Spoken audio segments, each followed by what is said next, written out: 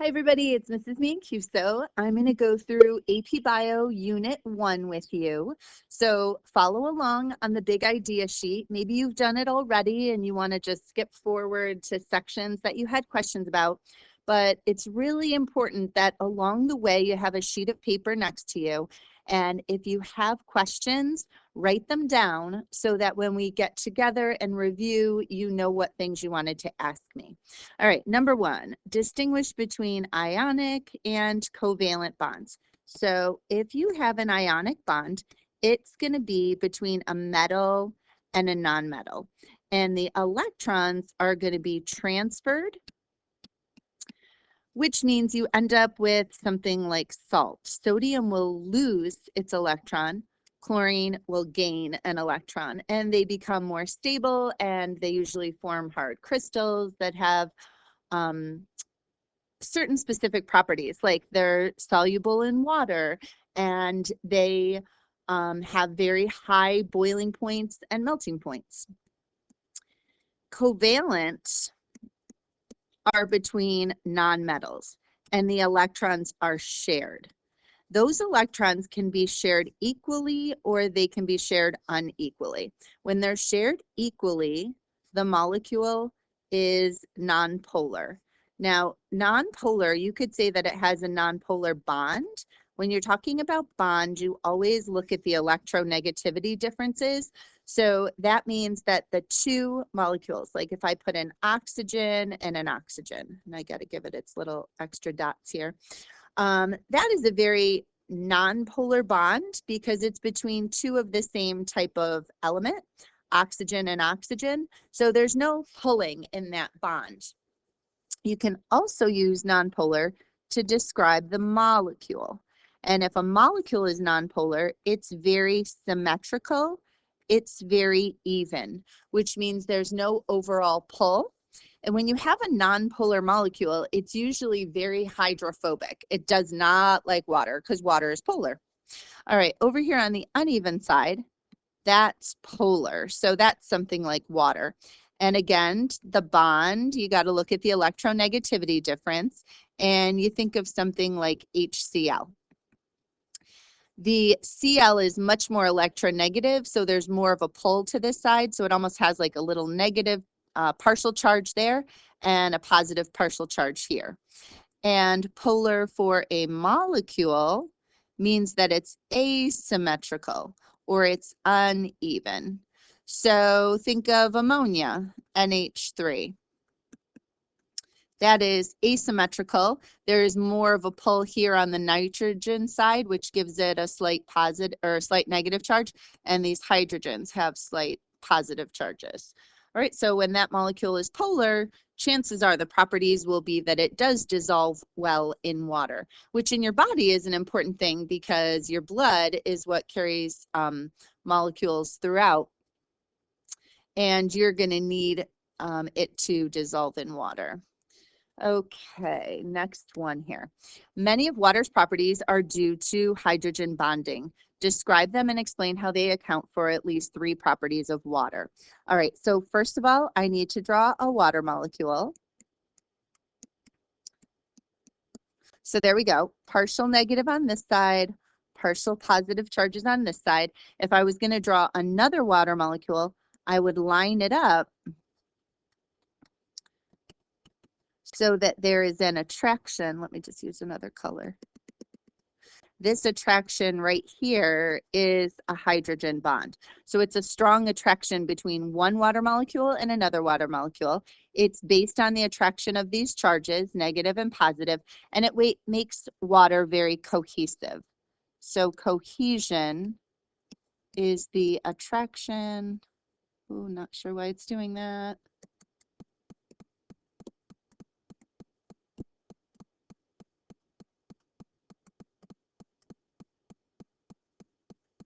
Attraction of water molecules to each other. So I'm not sure why I did that little highlighting my letters, but cohesion is when water molecules stay together. So if you drop a drop of water on table, it will bead up and it will actually have another property which is called surface tension, and that's due to the fact that the molecules all stay together. We did this with pennies earlier in the year. You put little drops of water on there, and water on a penny compared to like, what did we use? Maybe ethanol and acetone. They have much weaker intermolecular forces of attraction, and they break apart much easier. This leads to strong IMFs.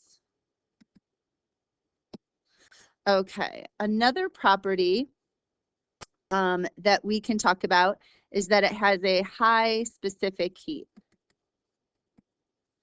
So specific heat is the amount of energy that you have to add to increase the temperature of water. So bodies of water tend to stay around the same temperature because you have to add a lot of heat to warm them up based on their size.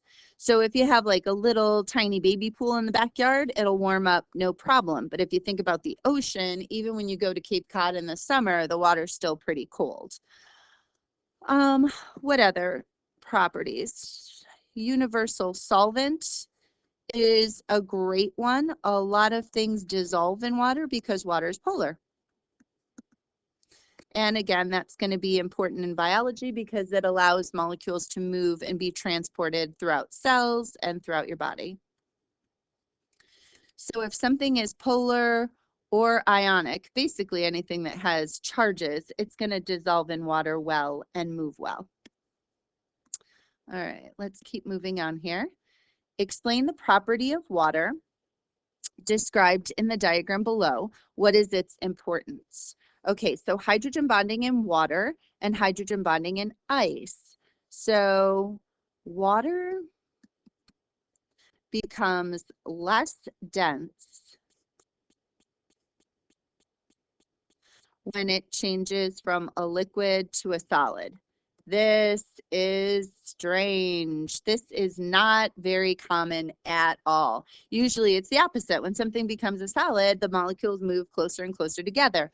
But due to the crystal lattice structure that the hydrogen bonds form, it actually spreads out. And the important property is now ice is going to be able to float. So if you think about it, if ice didn't float, planet Earth would be covered in water because the ice would sink, the water would rise, and everything would be covered. So obviously this is what makes life on Earth possible, the fact that the ice floats and doesn't take over our planet. All right, let's slide to the next one. What is it about carbon that makes it the backbone of so many molecules? Okay, so carbon has 4 valence electrons. And those 4 electrons allow it to form a bond on all 4 sides. So because it can do that, you can form a backbone, and you can have very long molecules, or you can have molecules that go around in a circle. That's not a very good one. But if you think of a carb, a sugar, looking something more like this. All right, next one. Describe its properties and draw each functional group. So a carboxyl group has a double bonded O and an OH. It leads to an acid property because it will get rid of this H. And anything that donates an H plus, that's an acid. So you usually see carboxyl groups at the ends of acids, like fatty acids, amino acids. Phosphate group, PO4.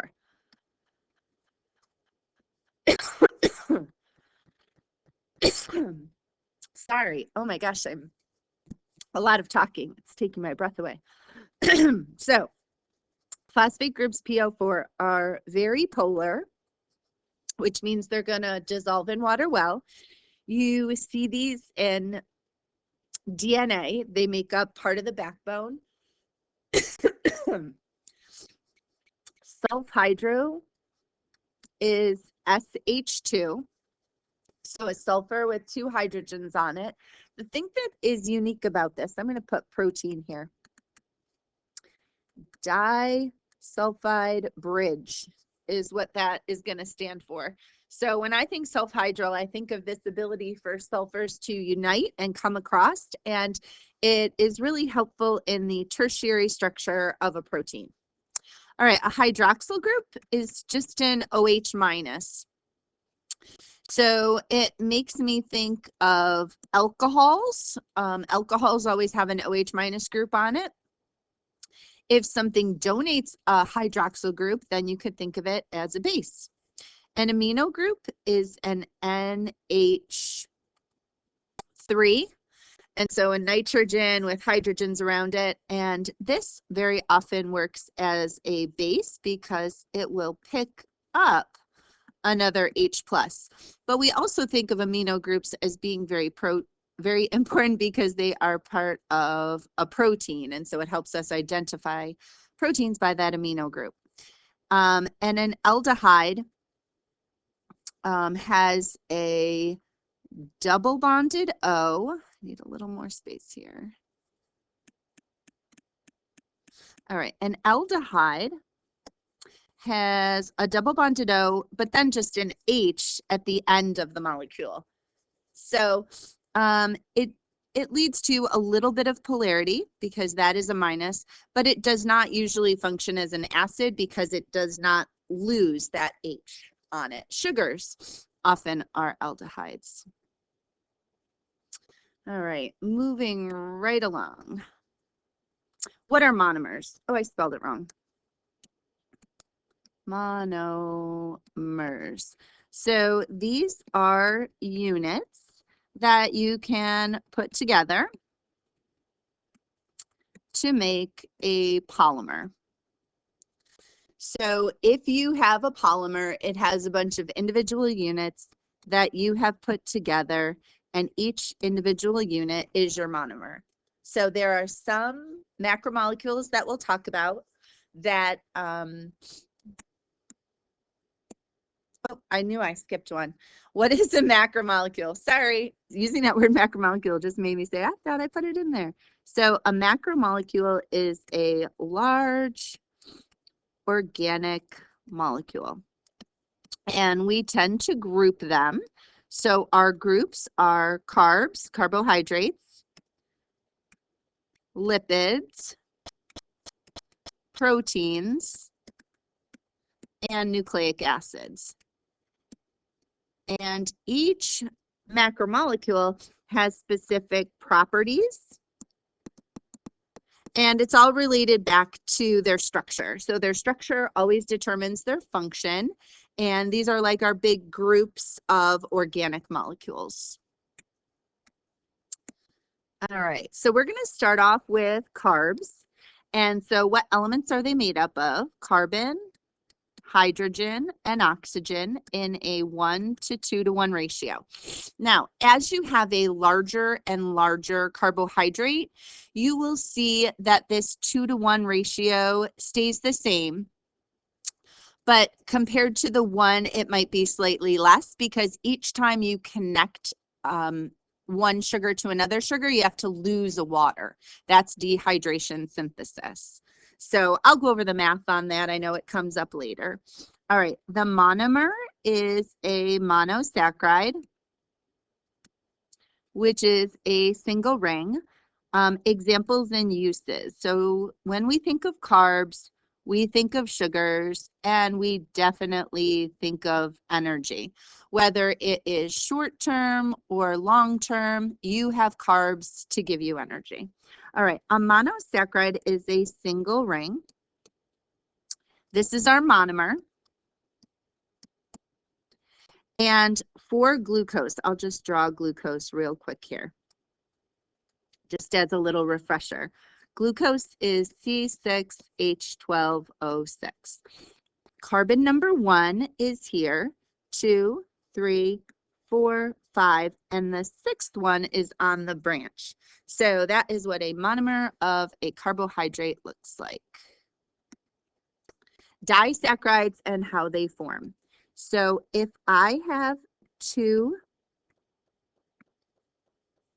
glucose, it would actually have all of these would have it. I'm just not going to draw it for each one, but imagine all of these have the H's and the OH's coming off of them. Oops. All right. Now, when I put them together,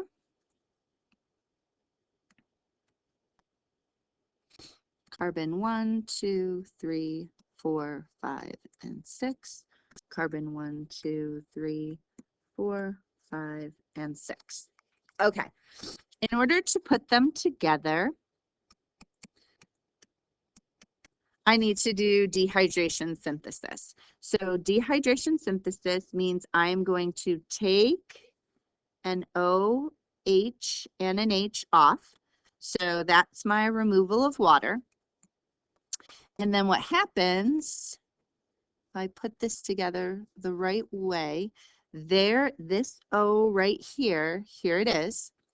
And then it connects. So this is carbon 1 connecting to carbon 4. So it's a 1,4 linkage. There's my 2 chains. And this is called a glycosidic linkage. So that means I have connected my sugar and I've formed a disaccharide, and I've also formed water in the process because it was dehydration synthesis. All right, polysaccharides. Oh, actually, before I do polysaccharides, there's a couple disaccharides that you should know. You should know sucrose. Oh, let's just do the math. So if I take C6H12O6 and I multiply it by 2, I would get C12H24O12. But I've got to take out H2O. So now I have C12H22O11. So you know what I said before about this stays in a 2-to-1 ratio, but this number might be slightly different because of dehydration synthesis? There's my example. So sucrose is what you get if you put together glucose and fructose. Those are 2 really, really common monosaccharides. And obviously sucrose is table sugar that you have all the time. So lactose is if you put together galactose and glucose. And maltose is what you get if you put together 2 glucose molecules. So there's at least a bunch of examples for you of disaccharides. All right, polysaccharides. So a polysaccharide is a long chain, long sugar chain. All right, so you can think of it like this. Obviously, I'm not drawing it all pretty with all the perfect little hexagons, but you get the idea that you have long chains. Now, sometimes they look what I call right side up. Those are our alpha glucose polymers. Alpha glucose polymers are easily digested by us, humans. And great example of that is starch. Starch is made by plants, but we can easily digest it. And for humans, we make glycogen. And glycogen is how we store our sugars. So let's say you have a big pasta dinner and you take in a lot of starch. Your body will digest it and break it down into glucose, and then your cells within your muscles and within your liver will convert that to glycogen and store it. Now, if it tends to look, I call it up and down or back and forth,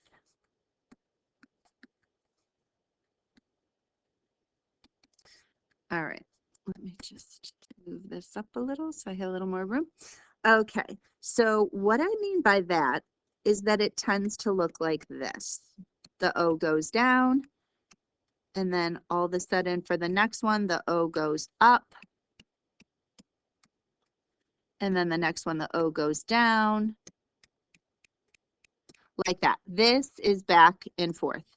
And so this is a beta glucose polymer. And we cannot digest these.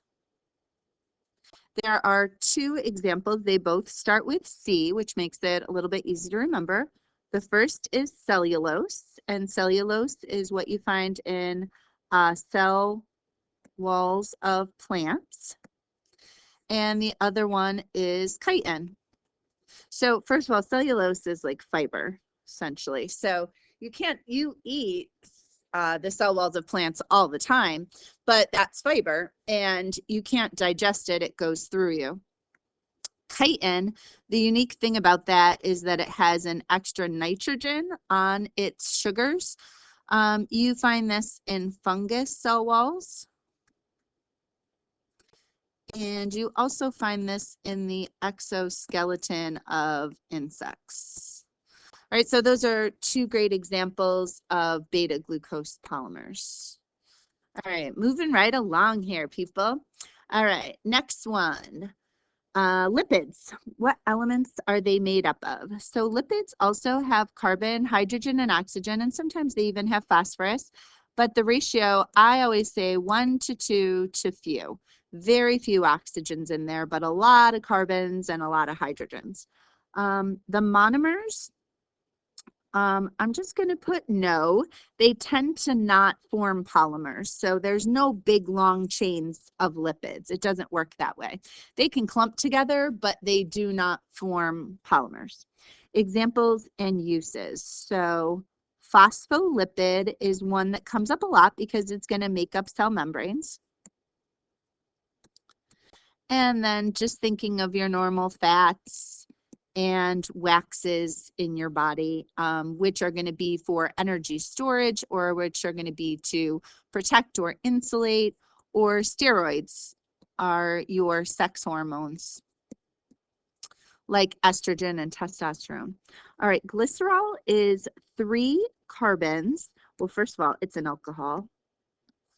Each carbon has its own OH group. And this is part of a building block to make a fatty acid. So, or I'm sorry, to make a glyceride. So to make a glyceride, you need to have glycerol and fatty acids. So this is what the glycerol looks like. And then the fatty acid is just a long chain of carbons, and it ends in an acid, which is a carboxyl group. So this would keep going and going and going. And there's 2 types of fatty acids. It can be saturated, like this one is here.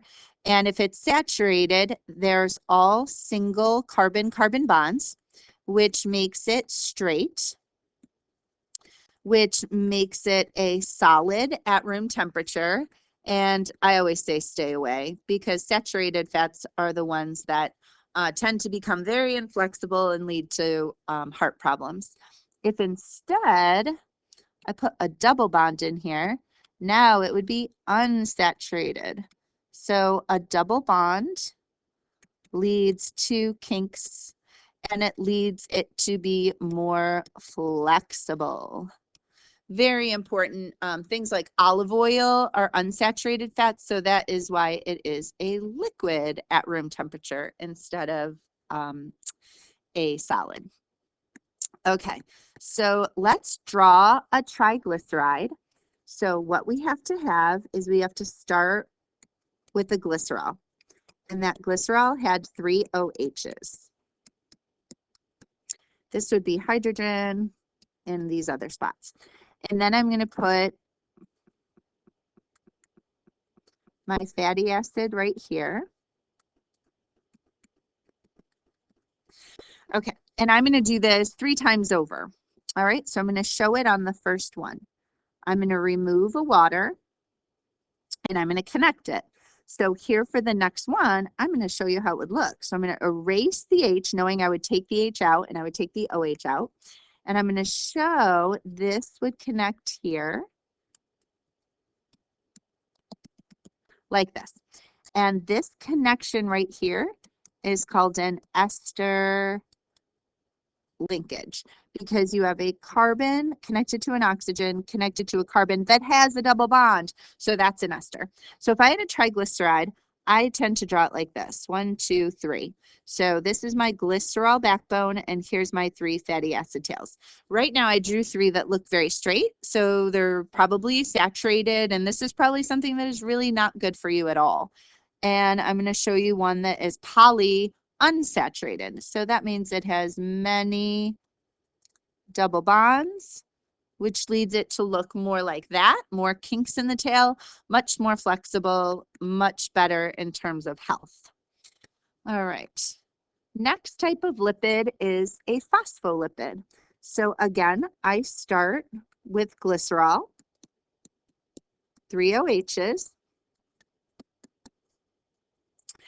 and I would have 2, so I'm going to put glycerol plus 2 fatty acids, whereas the one above had 3, and this one is going to get a phosphate group.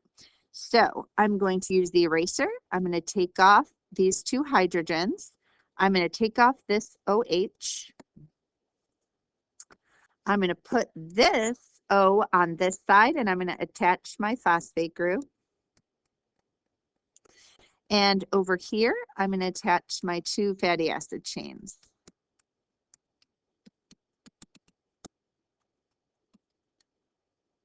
Like that. So what it ends up looking like is this. And again, I drew them as unsaturated. Here, this side tends to be very negative and very polar. So we call this the polar head.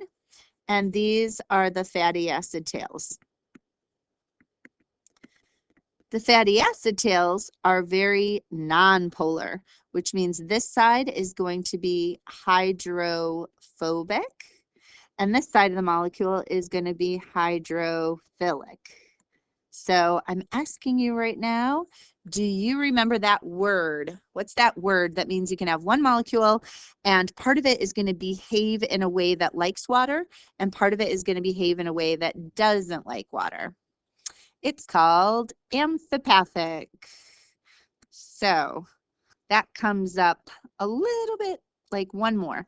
All right, a steroid is 4 fused carbon rings.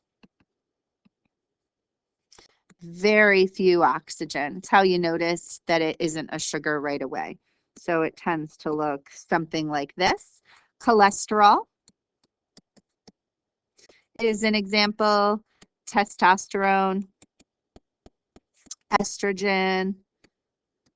And so these tend to be very nonpolar, which means moving them throughout your body is a little bit more of an issue, which is why they travel through your blood, but they usually need some lipid carriers for them.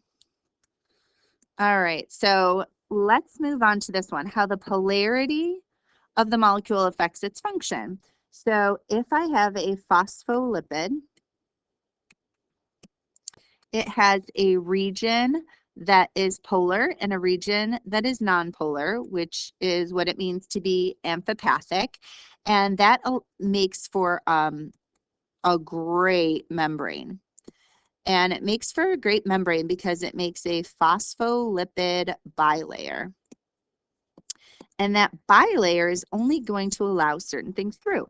So a bilayer looks like this. I feel like we've drawn this 100 times. My little tails, I draw them with the kinks in them to show that they're unsaturated. But it forms like this, which means that only certain molecules, like if they're really small and nonpolar, then they will be able to get through. Because basically these tails do not allow polar molecules in very easily.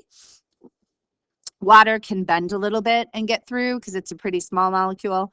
But things like oxygen and carbon dioxide are very small and nonpolar, so they're easy to get through.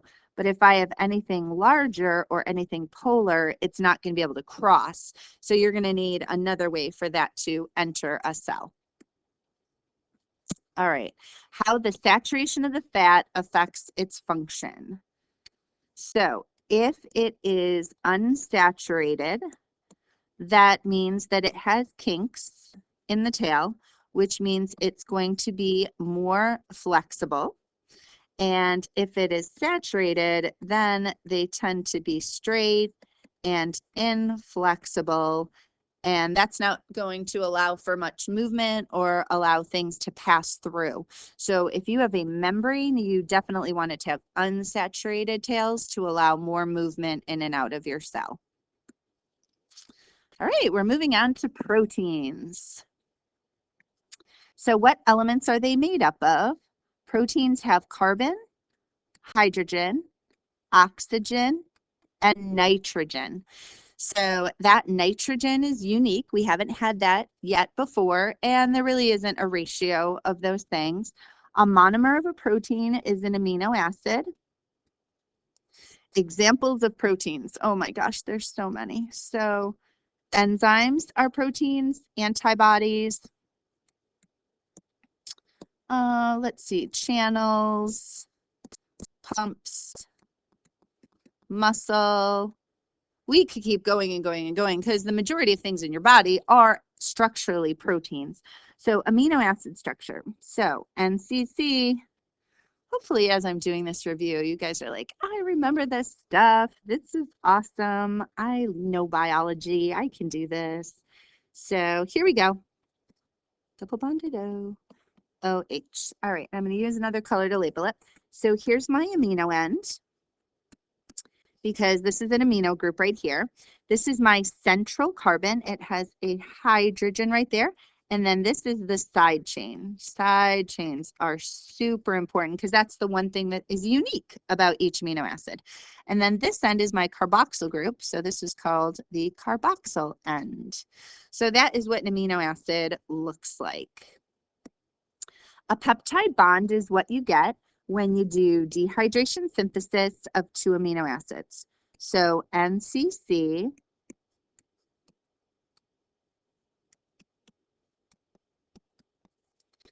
NCC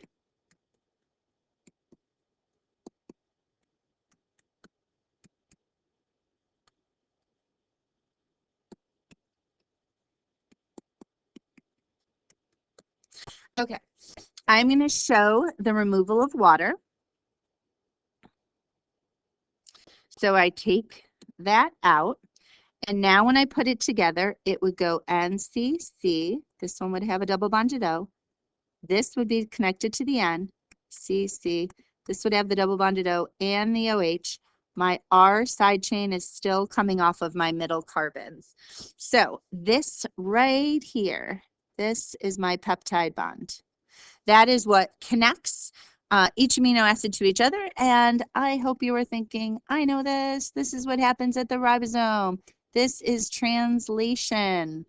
So the assembling of one amino acid, connecting it to another amino acid and another amino acid in a very specific order is all determined by your DNA. And that happens in the process of translation at the ribosome when codons and anticodons interact. All right, protein structure. All right, there are 4 levels.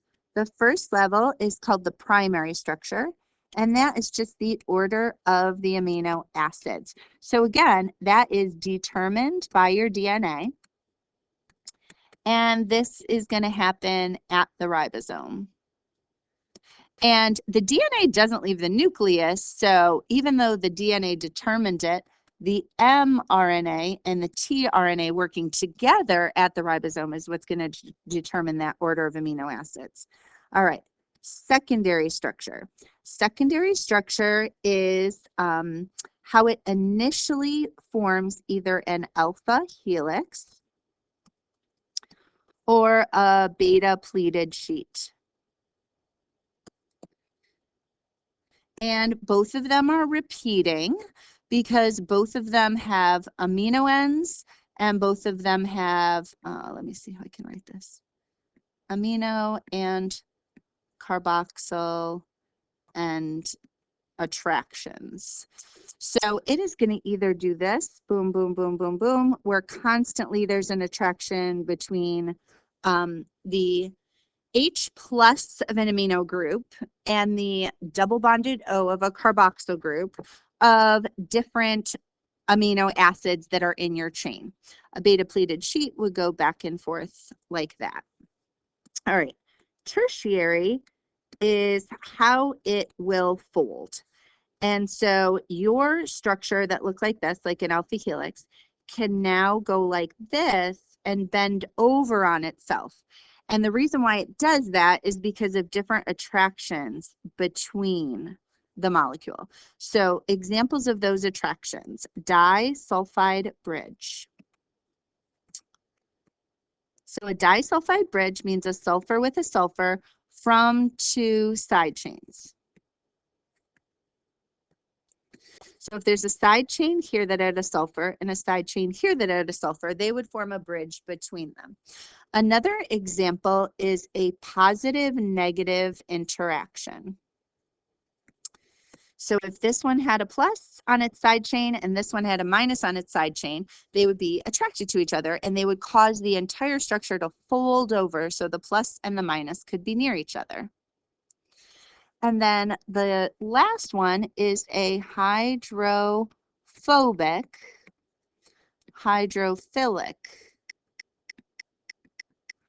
interaction.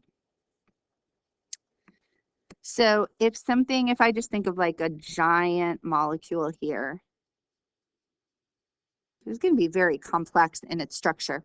The ones that are in here, these side chains are all going to be very hydrophobic, which means they're going to coil towards the inside of the molecule. Whereas things that are very hydrophilic side chains, those R groups are the ones that are going to face out because they are polar and they like water. So they're going to face the outside of the molecule. All right, I still need quaternary and I am out of room. So I'm going to put it right here. Quaternary is when you have multiple polypeptides interacting. So a great example is hemoglobin. It has 1, 2, 3, 4 different polypeptides, and they all form this association together to give me one overall hemoglobin molecule. So it's a great example of quaternary. All right, next thing here, how the side chain determines the shape and function and how a mutation can alter the overall protein. So the side chain, my R could be polar or nonpolar. It's going to affect the shape because if it is polar, it is going to want to be out because it is definitely hydrophilic. So it's attracted to water, so it wants to be on the outside of the structure. And if it's nonpolar, it is going to fold in so that it is hidden, so that it is away from water. So if you look at two side chains, so here is a side chain and here is another side chain. And if the side chain goes CH3 and another side chain goes COH, this one has an O on it. That O tells me right away that it's polar. So this one is definitely going to face out. A CH3 is very nonpolar. So this one's going to face in. If you replaced or switched or had a mutation that caused the amino acid sequence to change from this to this, it's going to change how it folds. It used to fold in and now it's going to fold out. So the folding will drastically change, which is going to give you a different overall function to your protein. A great example is sickle cell anemia. So normal red blood cells have a nice puffy shape. They have a little bit of an indent, but they have a pretty puffy shape, whereas sickle cell anemia has a sickle shape. And so it changes shape based on a single amino acid replacement. And the replacement is a hydrophobic amino acid with a hydrophilic amino acid. So the one that that used to curve, oh wait, am I saying that backwards? Sorry, it's now hydrophobic and it used to be hydrophilic, so it makes it curve the opposite way and doesn't work out so well. All right, next one, nucleic acids. So nucleic acids have carbon, hydrogen, oxygen, nitrogen, and phosphorus. And there's no real ratio of that. The monomer is called a nucleotide. Examples and uses. Okay, DNA is a nucleic acid, RNA is a nucleic acid, ATP, which means ADP, all of those are nucleic acids. All right, a nucleotide has three parts. It has a nitrogenous base, it has a 5-carbon sugar, and it has a phosphate group. So here's the look. Here's a phosphate group attached to a, whoops, I didn't draw that very well, sorry.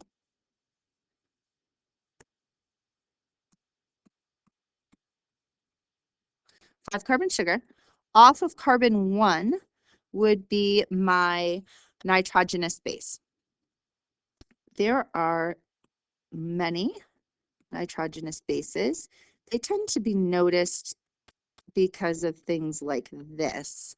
So they have double bonds in them. There's not a lot of oxygens in there. It's definitely not a sugar. There's nitrogen within the actual ring. So that is how they are recognized. All right, purine versus pyrimidine. So if you have a purine, you have a double ring.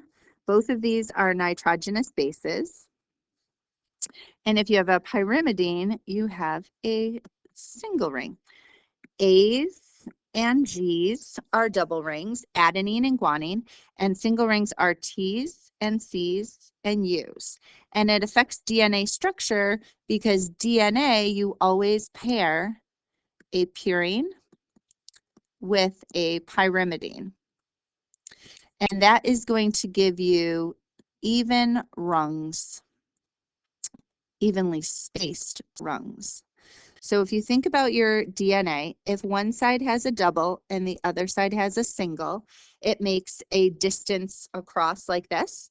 And the next one, this side could have a single and this side could have a double. And here's my little hydrogen bonds attracting the sides. So the steps of the ladder are always the same because you always pair a double with a single. All right, and this next part of nucleic acids, DNA versus RNA versus ATP. So DNA, we think of what I just drew, like our double strand. Out here are my sugars and phosphates, and to the middle are my nitrogenous bases. And then this is a second strand, and I always have a purine with a pyrimidine. I always have hydrogen bonds in the middle holding it together. And these sides, this side could be 3' to 5', which means this side would be 5' to 3', which means they're anti-parallel. RNA is only a single strand. It uses, this one has deoxyribose for its sugar. This one has ribose for its sugar. This one has A's, T's, C's, and G's.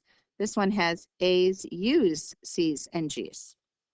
And then ATP, adenosine triphosphate, this one's going to have 3 phosphate groups.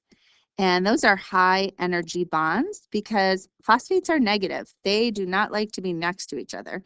So I have adenine, which is a double ring. And then 3, 1, 2, 3. Actually, I have adenosine, so I need my little sugar in here too. Sugar.